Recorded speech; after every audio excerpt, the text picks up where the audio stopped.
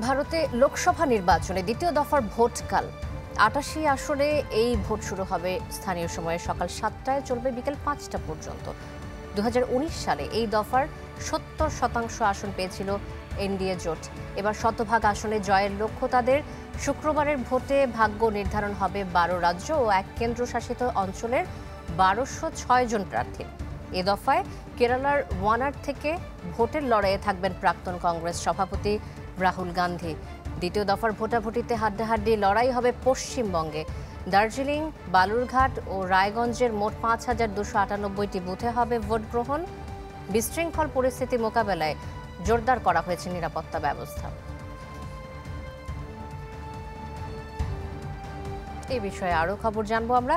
লোকসভা নির্বাচনের দ্বিতীয় দফার সবশেষ খবর জানাতে যুক্ত হচ্ছেন আমাদের সাথে সহকর্মী শুভজিৎ পুততুণ্ড। শুভজিৎ, শুরুতেই জানতে চাইবো আপনার কাছে যে আগামীকাল রাত পোহালেই যেহেতু দ্বিতীয় দফার ভোট শুরু হতে যাচ্ছে, প্রস্তুতি কেমন দেখছেন এবং সব মিলে নিরাপত্তা ব্যবস্থা কেমন জোরদার করা হয়েছে জানাবেন।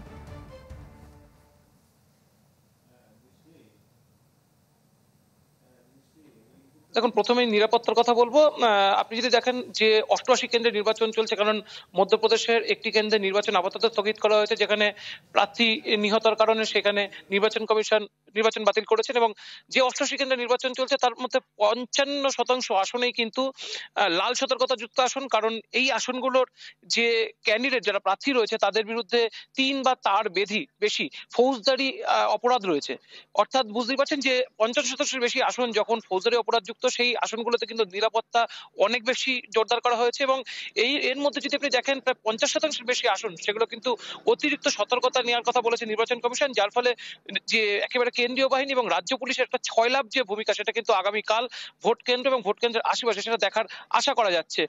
এই মুহূর্তে যদি আপনি দেখেন দার্জিলিং কেন্দ্রে আমরা রয়েছি, সেখানে কিন্তু দেখতে পাচ্ছি একেবারে ত্রিস্তরীয় নিরাপত্তা বলে সেটা তৈরি করা হয়েছে। তো বুথের ১০০ মিটার আগে থেকে যে নিরাপত্তা সেটা কিন্তু টানা করা হচ্ছে। এবং সব মিলে বলা হচ্ছে বিজেপি বুথ ভিত্তিক যে ভোটের সংখ্যা সেটা বাড়ানোর জন্য বিজেপি প্রবলভাবে ঝাঁপাতে চলেছে। ফলে সমস্ত কেন্দ্রগুলোতেই সেখানে অপোনেন্ট যে দলগুলো তারাও কিন্তু একটা জোরদার লড়াই দেবে বলে এখনো পর্যন্ত মনে করা হচ্ছে। পশ্চিমবঙ্গের ক্ষেত্রে যদি স্পেসিফিক বলেন, সেখানে বেশ কিছু বুথ অর্থাৎ পশ্চিমবঙ্গের সমতলের বালুরঘাট এবং রায়গঞ্জ দুটি আসনে কিন্তু একটা যে হাড্ডাহাড্ডি লড়াই বা তার সঙ্গে সঙ্গে সেখানে যেটা অশান্তির আশঙ্কা সেটাও কিন্তু করা হচ্ছে।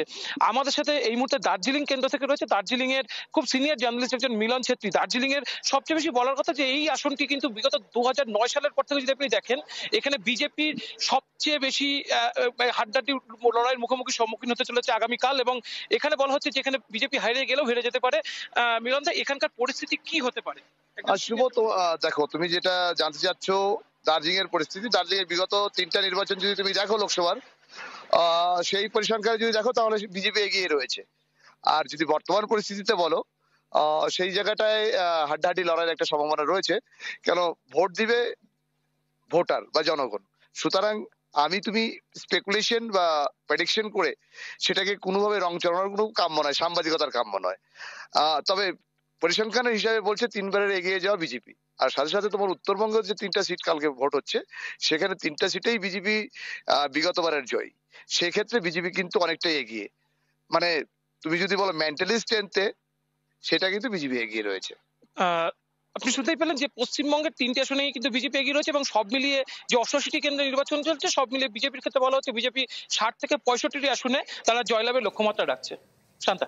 শুভজিৎ, ধন্যবাদ আপনাকে আমাদের সাথে যুক্ত হবার জন্য। দর্শক, দেখছিলাম ভারতের লোকসভা নির্বাচনের দ্বিতীয় দফার সবশেষ খবর জানাতে যুক্ত হয়েছিলেন ভারতের দার্জিলিং কেন্দ্র থেকে সহকর্মী শুভজিৎ পুততুণ্ড।